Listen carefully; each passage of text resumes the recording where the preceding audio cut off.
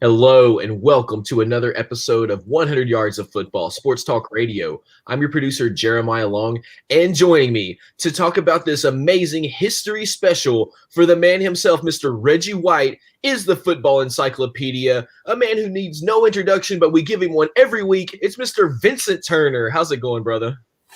How you doing this morning, sir? Kind of little tired in the air. Labor Day weekend. I hope everybody hasn't drunk themselves to death yesterday because you still got Monday. But I'm blessed, and it's an honor to be talking about a guy that's coming from our home state that's probably was the greatest football player that ever stepped on the University of Tennessee campus. Absolutely. Yeah, and for everybody watching, it is Labor Day. Happy Labor Day to everybody. I hope you guys get lots of rest. I hope you get to relax, just enjoy some football time and thinking about what's coming up for this season. And we're just going to break down this Reggie White special for you. And for everybody watching too, thank you so much for subscribing. Thank you so much for watching us on YouTube Live. Thank you so much for watching all of our history specials. And thank you so much for going and watching and listening to our podcast, 100 Yards of Football, anywhere that you listen to podcasts. All of our podcast listeners have been blowing us up, and we've been doing really great with our podcast. So we really appreciate that. Well, without further ado, Mr. Vincent Turner, tell us, Reggie White, what is the legend? What brings him here? And for any of the newer fans who are younger that may not have got to experience him firsthand, what made Reggie White such an incredible player to watch and to be involved with? I'm going to tell you about Reggie White, and I want to say this. Praise the Lord. Praise the Lord for Reggie White. He was a special football player. I'm going to go on and put it out there. You know, me and you're from the eastern part of the state of University at Tennessee. I'm from the western part. Both of us are diehard Val fans over the course of our years here on this earth. And when you look at it, it's been no other football player that's had an impact like Reggie White did when he played at the University of Tennessee. But the thing about Reggie White, I'm going to tell you a small story. When he was in high school, he played center at Chattanooga Howard basketball. And I remember coming home. I was a junior. I was a sophomore at the University of Arkansas. I was at home doing break. Mm-hmm. I attended Southside High School. Everybody knows that out of Memphis, Tennessee. And they had a basketball tournament going on that year. And the tournament included the school I went to, Southside, included Chattanooga Howard, included Chattanooga Brainerd, and another school, I want to say Melrose out of Memphis. And my school played Chattanooga Howard. And when I went to the game, I was looking at the team warming up. I said, man, that guy right there, he about 6'5". Man, he was about 270. At the time, Reggie White was ripped. And at the time, my sister was a cheerleader. She came out the same year as Reggie White and attended the University of Tennessee and became friends with him. Because at that time, we had two guys out of my high school who was playing football at Tennessee, Carlton Peoples and Mark Studaway. But make a long story short, I had never seen Reggie White, but I heard he was the best football player in the state. And he might have been one of the top 3 football players in the nation. And my sister said, hey, that's Reggie White.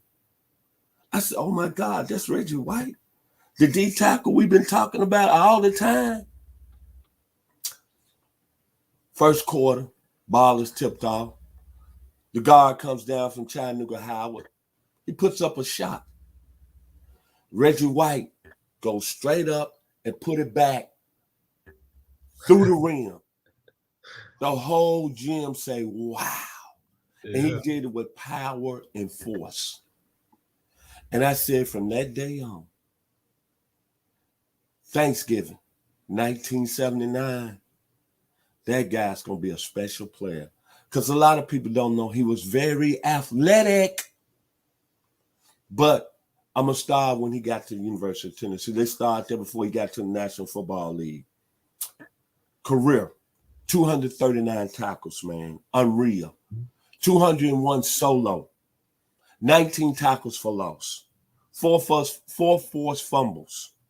7 batted down passes in his career. But 1983, his senior year, that's when the talent really came to the top. SEC Defensive Player of the Year. College Southeastern Player of the Year. Boy.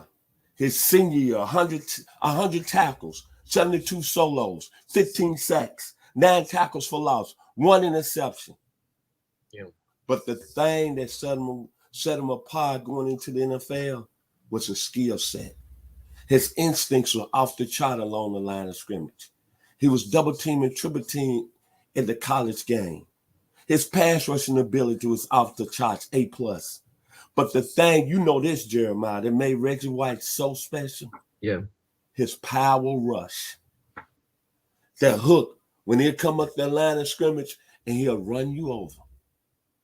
We all know how he finished career up at the University of Tennessee in 1983. First team All-SEC, as I just mentioned, SEC Player of the Year, first team All-American census. But he didn't go right straight to the NFL. He went to the USFL and played with the Memphis Showboats. And I got to see him play 3 times. And it was special. I'm going to go back when they played the Oakland Invaders in a playoff game in 1984, when the Invaders had Anthony Carter. That game, Reggie White had 7 tackles, 2 sacks. And I know the USFL wasn't going to really be around for a long time, which you saw they folded. Then he went into the National Football League. But this is what people don't understand. He went to the National Football League in his first game. He sacked. He had 3 sacks. His first year in the season, only played 12 games and the strike shortened, so he had 13 sacks. Then the following year, plays that I remember against Washington, when they had the great Doug Williams, a quarterback from Grambling. He had that strip sack and took it all the way to the house. Man, you talking about a guy that really dominated the line of scrimmage. I don't think it was no better ever football player than Reggie White. Played 8 seasons with the Philadelphia Eagles. 121 games. Think about this, Jeremiah. In 121 games, Reggie White had 124 sacks. Yeah. That's special. Then he became, I want to say, maybe the most highly popularized free agent that signed at 32 years old, and he signed with the Green Bay Packers. And you know how that happened. It was all about Mike Holmgren and Ron Wolf. And you know what he did in Green Bay. In the first 26 games, he had 29 sacks. But what made Reggie White special, that when it's the camera was on and the big lights were on, he performed at the high level. And when he went to Green Bay, all he wanted to do was win a Super Bowl and be a champion. Well, you know that happened in 1997. Yeah. And all we remember Desmond Howard winning the MVP, taking a kickoff back 100 yards. Remember Brent Favre throwing the bombs to Andre Rison. But anybody watching this video today, the special thing about Reggie White, he was 34 years old. But he went crazy in the second half and had 3 sacks. And that was special. That's what we call champion. That's what we call something that God has sent down from heaven. He was a very, very special football player. And when it's all said and done, when we look at these great players that's played in the National Football League, a couple of weeks ago, I did it on the great Lawrence Taylor. I've done one on the great Willie Lanier. I've done one on Jerry Rice here on 100 yards football, Walter Payton. But when you look at Reggie White, you got to say he's probably, when it's all said and done, on both sides of the ball, offense and defensively, he might be one of the top 2 players that ever played this game. He was special, man. And the thing that sets Reggie White, I think, above anybody else, number one, he's from our great state of Tennessee, which only has 6 million people. Number 2, he went to Chattanooga Howard and became a highly publicized recruit in that little small town. But number 3, he was an ordained minister. The day he stepped on the campus of the University of Tennessee, he's done things right as a 17-year-old. And finally, when you look at a playing career, in his 15 years in the National Football League, he was a consensus 11-time All-Pro. Think about that and let that rest in your head for a minute.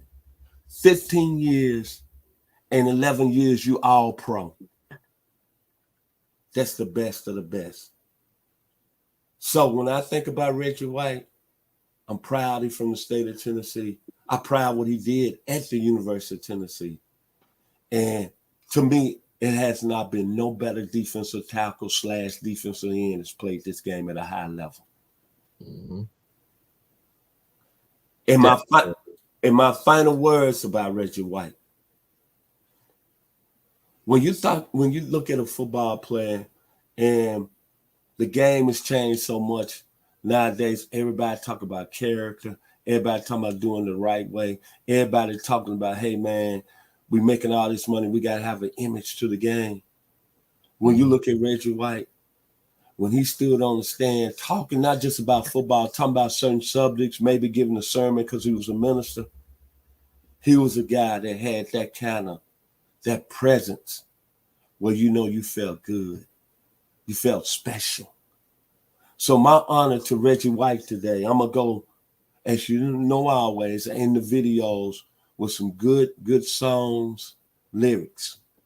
Well, it's a young man that I saw in Dallas, Texas when I stayed there from 1983 to 1984. I didn't know the young man was going to be as famous as he was. And he was in this big church I went to in Dallas. And he was 13 years old, Jeremiah. And the young man was Kurt Franklin. And, Kurt Franklin had that song that was out about a couple of years ago. And it said, for those who think gospel music has gone too far. And the name of the song was Stump. With Reggie White, you know what he did with his football career at Tennessee, his football career at the NFL, he stumped all the way up to be one of the best that ever played at the defensive tackle / defensive end position. And I'm honored to talk about this great football player, the man, Reggie White. Ooh. Well, if anyone watching it caught that, then you now know what is up. Like, we have Scott came in here, the minister of defense. He would sack the QB and then pray for him. Yeah. Right on that one. And we got River. He's like, damn, yep, you right on that one, my brother. Yeah, anybody watching, you definitely know what the score is now. Any final thoughts on the great himself, Reggie White? It's plain and simple, man. We followed this great game of football. College football kicked off this past weekend. The NFL is going to kick off Thursday night, Dallas and Tampa Bay. But when you look overall and you look at this young man and how he played the game, how he carried himself, and he played a position that is very hard to play. He played in the line of scrimmage when you get hit every play. There's been no man that's dominated on the level of Reggie White's status. And to me, the greatest tribute to him, he finally, in 1997, when he won that Super Bowl, and running around the Superdome in New Orleans carrying that trophy, that was special.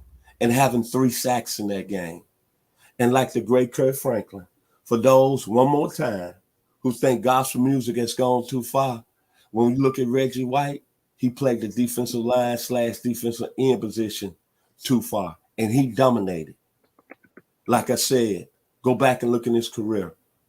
11 times voted All-Pro in 15 years. Unbelievable. Outstanding football player, outstanding man, and a great family man, and he really went to heaven too early.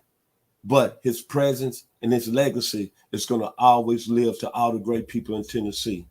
Because when you look at it, he might, as we sit here and we take a vote, he might be one of the greatest athletes that came out of the state of Tennessee. It might be at the top of the list. And I'm proud to say Reggie White, a fellow Tennessean. Yes, sir. Gotta tell you that. So everybody watching, thank you so much.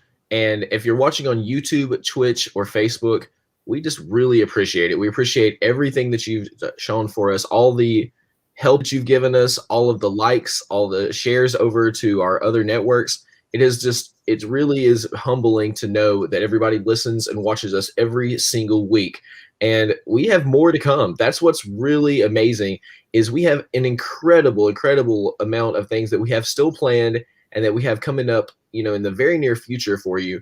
Well, if you're watching us too, yeah, we really appreciate that. But if you're listening to us on our podcast, that is one of the biggest ways that we have grown and one of the ways that we really, really appreciate you. But I'd love for you also to go and listen to our podcast if you're not listening now. I'm just going to share real quick and show you exactly what I'm talking about. We have an amazing podcast that runs over on the Believe Podcast Network. We've been running the podcast for closing in on, what do you think, Vincent, about 8 months now? Yes, sir. I think 8 to 9 months solid. Yeah. So over our podcast, you can listen on Spotify, you can listen on Apple, you can listen anywhere that you listen to podcasts. Just pull up 100 yards of football and look for our 50-yard line football right there with the Believe Podcast Network sponsorship. And what's really great too is, we have game previews and, team previews, but we've also, just like we just did, we have these great legends interviews where we go and we break down the amazing legends of the game. And we also have history specials where we break down some of the amazing games that have come and gone.